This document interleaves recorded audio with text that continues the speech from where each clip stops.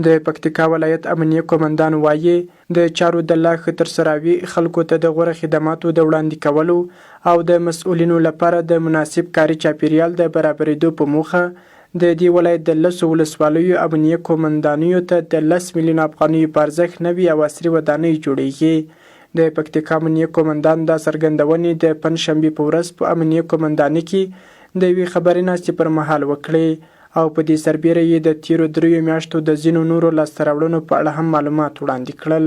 در 10 ولسوالی مربوطات قماندانی امنیه ولایت پکتیکا ما در نظر داریم که به اینها یک تعمیر بسازیم.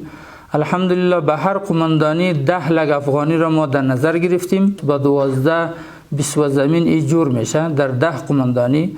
نکس، زیروک، گیان، چارباران، نعمت آباد، گومل، اورمامی، از جمله ولسوالی قماندانی دیله، خوشامند، بکخیل.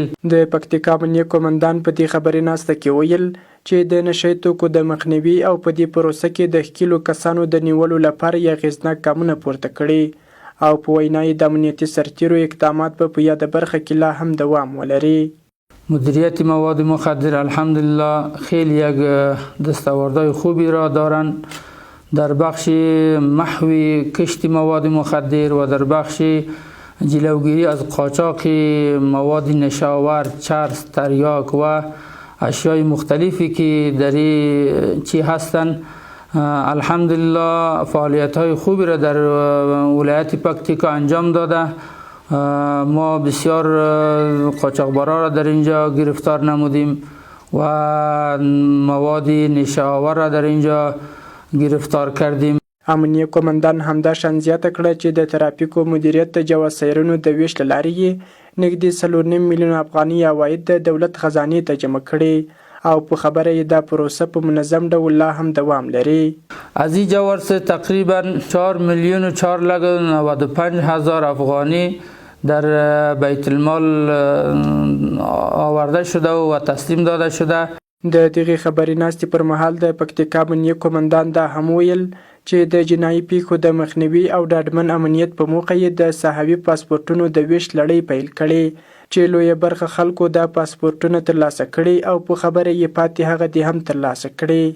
فایده اینمی تطبیق پاسپورت صحوی بوده که افراد و اشخاص مجرم و مردمایی که پراگنده از این ولایت به اون ولایت فرار میکنند یا آمده در اینجا جای به جای میشه و در کارهای مخربانه اینها اقدام میکنند. از طریق اینمی ثبت پاسپورت صحوی این افراد و اشخاص جلوگیری میشه و بخش جرایم جنایی انشالله کم میشه.